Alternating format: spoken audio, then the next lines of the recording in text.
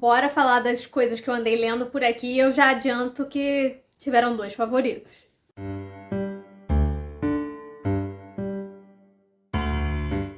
Olá, sejam muito bem-vindos ao canal, eu sou Ana Luísa Temponi. E galera, no último vídeo desse tipo aqui, eu falei que eu queria um formato diferente pra trazer pra vocês as últimas coisas que eu andei lendo e tal.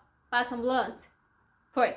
Não percebi que acidentalmente eu coloquei de um jeito aquele vídeo, de um jeito que me agradou, de falar de 4 em 4 livros que eu andei lendo. Não importa a quantidade que eu li no mês, se eu li menos, se eu li mais, mas pegar sempre os 4 últimos, porque aí eu posso falar com liberdade, sem ficar me preocupando com um vídeo muito longo, sabe? Porque se eu acumulo 8, eu não falo o suficiente, por exemplo, de tudo que eu quero falar.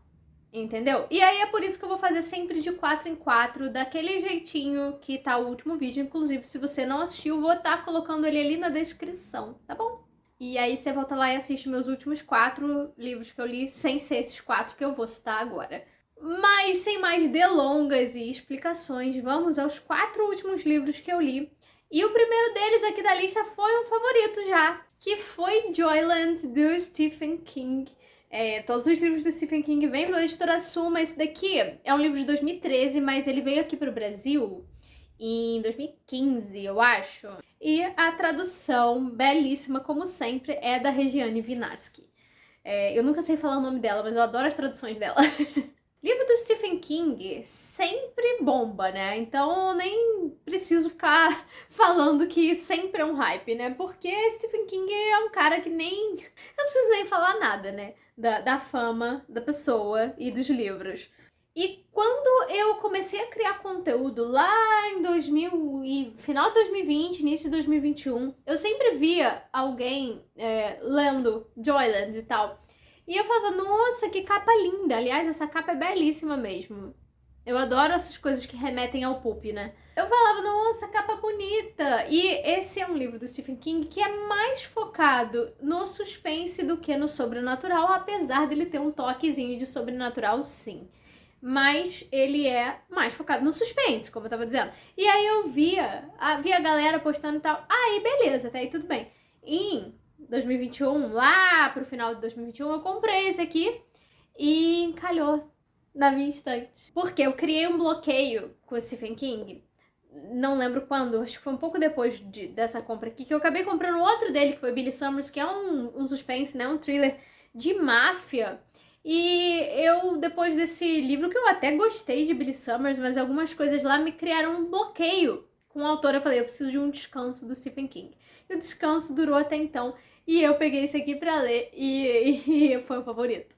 Joyland é um livro curtinho, tranquilo de ler. Como eu tava dizendo, é um suspense com toquezinhos de sobrenatural. A gente vai acompanhar ali a vida de um cara de 21 anos. Ele tá ali na faculdade, naquela fase da vida que a gente fica pensando sobre a nossa existência. Aliás, a gente pensa sobre a nossa existência em todas as fases da vida, mas tudo bem, fica aí a informação. E aí, ele tá passando também por uma desilusão amorosa. Ele amava muito uma mulher e essa menina, ela não nem tinha um pra ele, saca? E acontece, gente, e tal. Só que é o lidar dele com essa situação. E aí, com isso tudo na cabeça, ele pensando o que ele quer ser da vida dele, numa das férias de verão da faculdade, ele resolve ganhar um dinheiro trabalhando num parque de diversões na Carolina do Norte. E lá ele vira meio que um faz-tudo, sabe? E só que aconteceu um crime nesse parque, uma mulher foi morta ali no trem fantasma, e é um caso que meio que fica na cabeça do Devin, né, que é o protagonista, fica na cabeça dele e ele resolve investigar do jeito dele, né?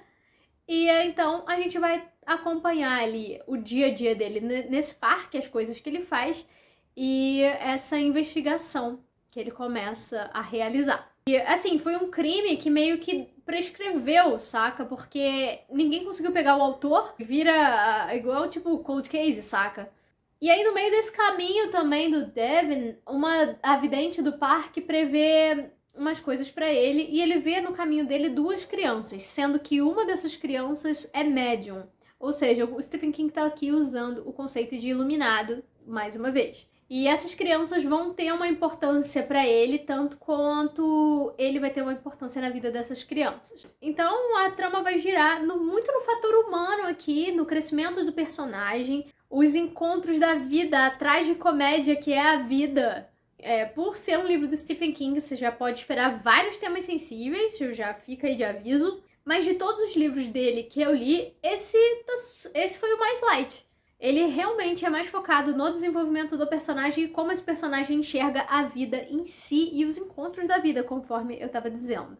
E outra coisa, esse é um livro que se passa na década de 70, é uma história bem concisa, sem muitos rodeios. Tem muitas partes que emocionam. Esse foi um livro que eu chorei bastante no final. Eu gostei muito e aí foi um favorito, assim, em 2 segundos. Muito sensível esse livro, eu achei incrível. O outro livro foi um livro que furou a minha TBR lá de setembro, que foi O Mistério da Casa Incendiada, do Rafael Westenfelder.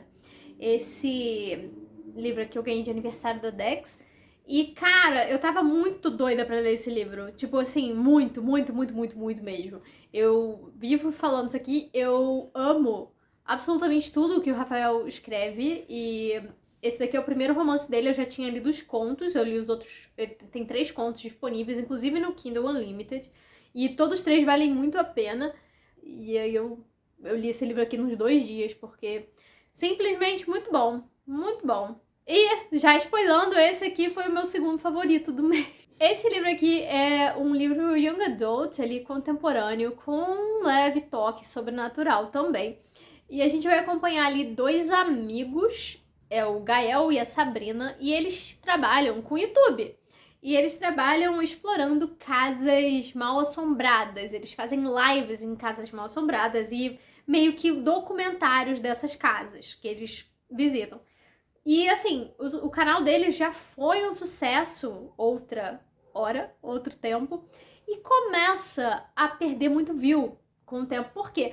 Muitas outras pessoas começam a fazer o mesmo tipo de conteúdo e o público começa a dividir muito. Aí os patrocinadores do canal deles já ficam meio assim, E aí, quando eles veem a coisa perigando pro lado deles, eles encontram um caso que aconteceu há uns anos atrás, que uma família de um político famoso morreu carbonizada, morreu ele, o cara, morreu a esposa e morreu a filha, os 3 carbonizados. E dizem que foi uma coisa sobrenatural. E desde então a casa ficou abandonada porque dizem que ela é assombrada.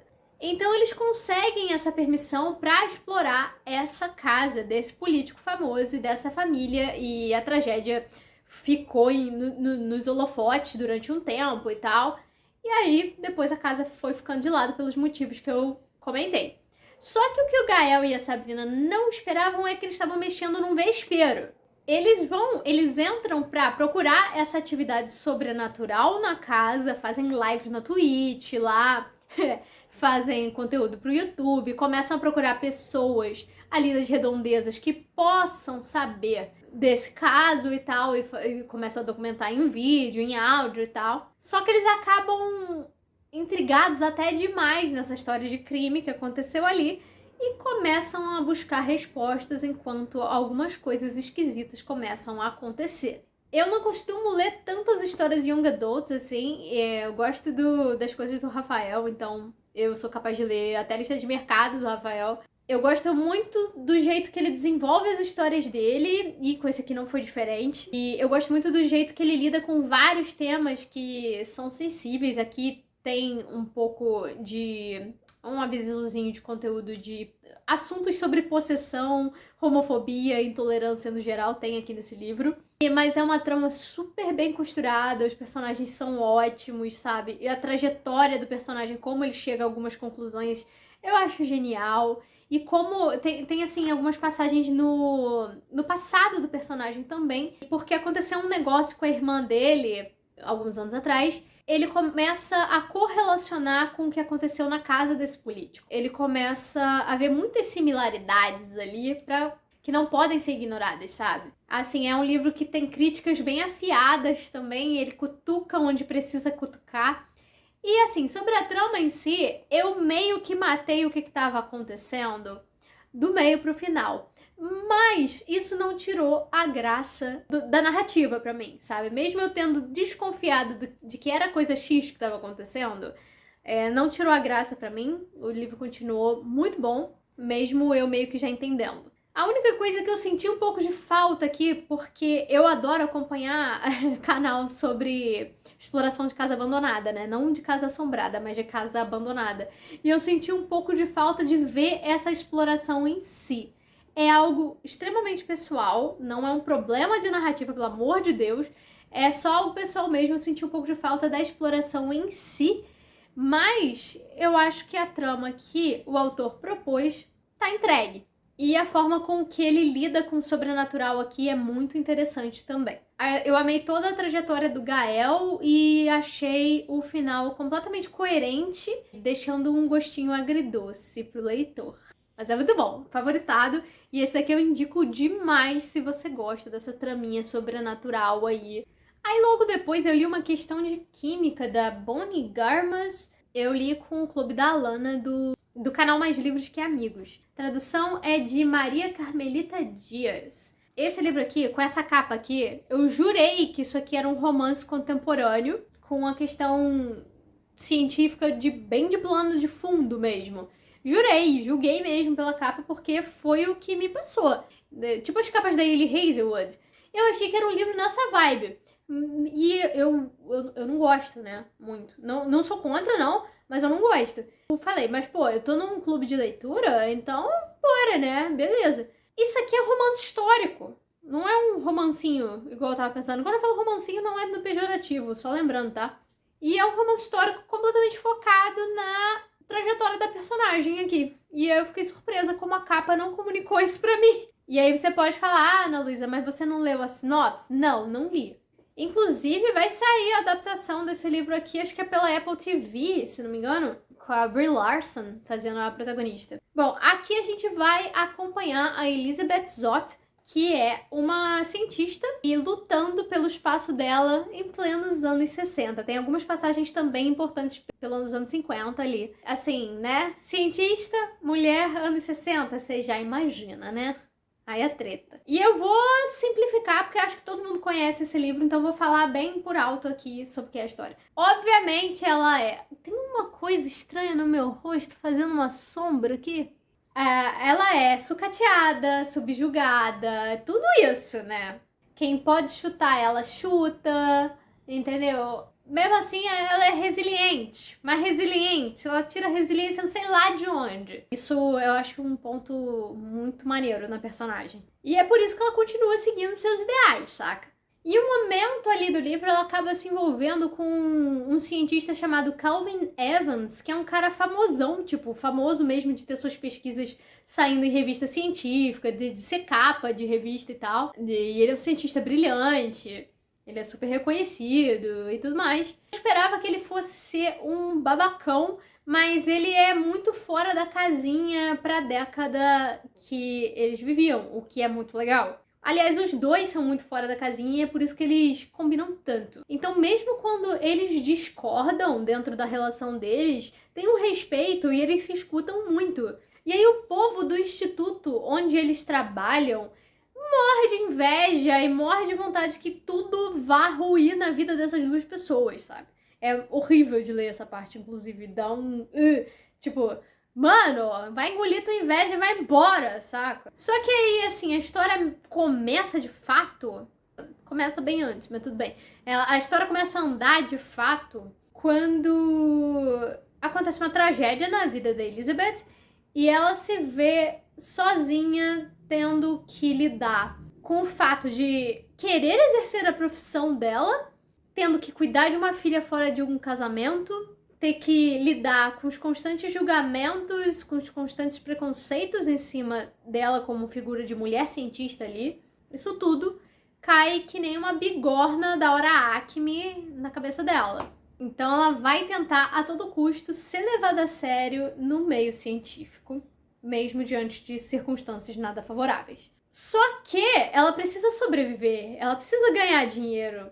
Então, ela acaba conseguindo um emprego muito inusitado, de uma forma muito curiosa, que é ser apresentadora de um programa de culinária E ela começa nesse emprego e fazer links da culinária com química, né? Porque, como ela diz, cozinha é química. E ninguém espera que vai fazer muito sucesso, mas faz. É um programa apresentado por uma mulher para outras mulheres da época. Os diretores do programa queriam moldá-la de uma forma X, mas ela é muito franca, é a personagem muito literal, né? Aliás, tipo, ela leva tudo no literal mesmo, eu adoro isso nela. Ela fala para outras mulheres de um jeito humano, como deve ser. E não, assim, fazendo um estereótipo como esperavam dela. Surpreendeu positivamente, não foi um favorito, nem de perto e tal. Tem alguns incômodos na narrativa pra mim. Às vezes a autora fica rodando numas informações que não tem a menor necessidade. Na minha opinião, tá? Você pode discordar de mim à vontade, tá tranquilo. Ela enrola numas partes e corre nas outras. Tem uma hora que estabiliza isso. Não é algo que eu gostei nesse sentido, mas foi um livro que me surpreendeu muito, sabe? Porque eu esperava nada e recebi uma história bacana. Ele tem vários pontos de vista, o que é interessante, você tá na cabeça de outros personagens aqui, além da principal. E o melhor ponto de vista pra mim é o do 6,5, que é o cachorro. Sim, o cachorro tem um ponto de vista ali, o cachorro pensa e o cachorro interage do jeito dele. Não de uma forma tosca, mas de uma forma muito interessante mesmo. 6,5 é o reizinho dessa história. O final, pra mim, também deu uma pecada. Eu achei que terminou de uma forma muito... sabe? Eu acho que podia ter um pouquinho mais de embasamento ali. E foi isso também que me fez não achar um livro 100% legal. E vale lembrar que logo nas primeiras 20 páginas tem uma cena de abuso sexual, assim, que eu fiquei...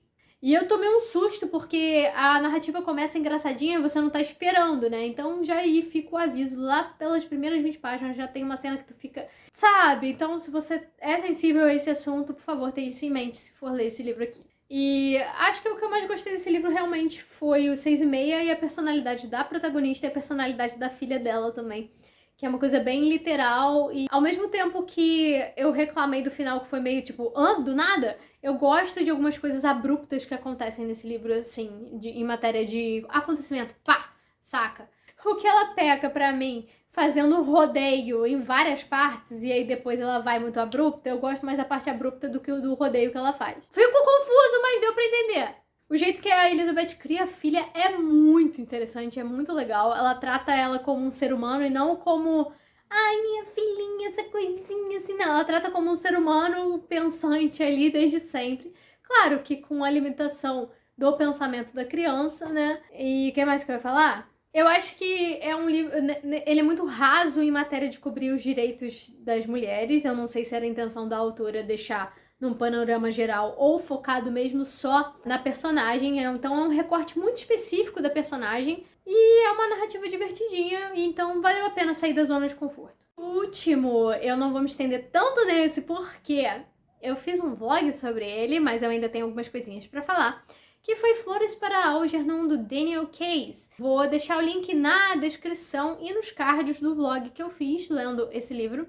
E lembrando que ele também está disponível no Kindle Unlimited. Assim como Joyland do Stephen King, teve uma época que eu vi muita gente lendo esse livro e eu acabei lendo muito depois disso, né? Eu li, nas últimas semanas e valeu total a pena. Como eu disse no vlog e repito, foi um marco na minha história de leitora. Eu não gosto de impor essas coisas assim, tipo, você precisa ler esse livro, mas esse é um dos que eu acho que a gente realmente precisa ler e ter um panorama geral do que o sentimento de uma pessoa com deficiência intelectual perante a sociedade, enfim. Esse livro vai contar a história do Charlie Gordon, que é um homem ali na faixa dos 30 e poucos anos e ele tem uma deficiência intelectual severa.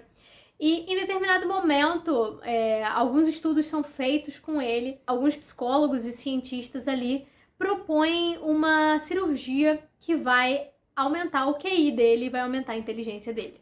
E é exatamente isso que acontece. Depois dessa cirurgia que ele é submetido, o QI dele vai aumentando em níveis estratosféricos. E aí ele passa a ter consciência e consciência sobre os próprios sentimentos e consciência sobre ao redor dele, né? E começa uma grande reflexão sobre como as pessoas o viam antes, como ele via as pessoas antes e o depois dessa cirurgia. uma experiência que acho que todo leitor tem que passar um dia na vida, porque ele traz muitas reflexões vitais. Apesar de ser um livro relativamente curto, ele é um livro de conteúdo denso, forma proposital mesmo pra gente ler e pensar. E tem doses de humanidade da melhor e da pior forma possível. E o livro todo é contado em relatórios de progresso do próprio Charlie, desde o antes da cirurgia até o depois. Então a gente tem no início ali o Charlie escrevendo do jeito que ele escuta, então da forma que não é formal, do jeito que não é formal, né? Com erros de ortografia e tal, que é como ele escuta, e os médicos falam, não tem problema, você escreva do jeito que você acha que é.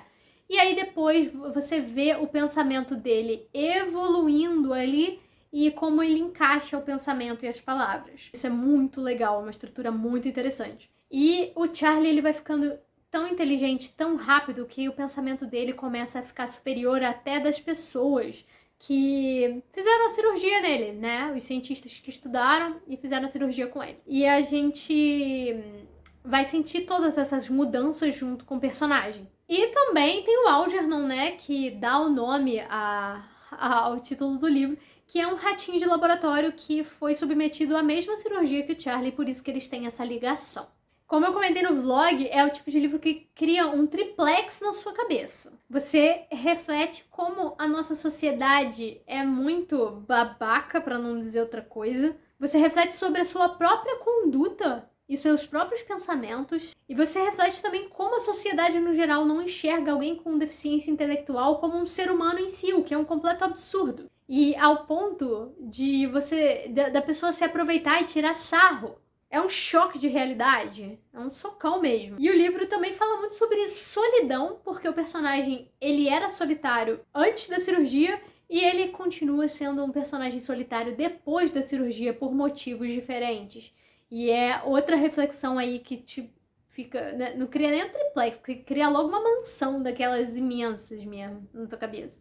E fala muito sobre culpa também, porque alguns personagens que tratavam o Charlie de forma bizarra antes da cirurgia, quando ele começa a ter consciência do que faziam com ele, as pessoas em volta ficam assim, putz, né? Agora ele sabe que como a gente tratava ele estava errado, né? E aí a pessoa vai viver com aquela culpa ali. Fala muito sobre isso também. Mas eu digo e repito, é um marco na história do leitor, sabe? Eu acho que todo mundo precisa ler esse livro um dia na vida. Me conta nos comentários quais foram as últimas leituras de vocês, se vocês leram coisa maneira, se vocês leram coisa mais ou menos e tal. Me conta tudo nos comentários, eu adoro saber. E aquela parada, se você gostou do conteúdo, você se inscreve aí no canal, deixa aquele like pra ajudar esse vídeo a chegar a mais pessoas. E caso queira me seguir nas redes sociais, elas ficam na descrição. E é isso, galera. A gente se vê no próximo vídeo. Até lá!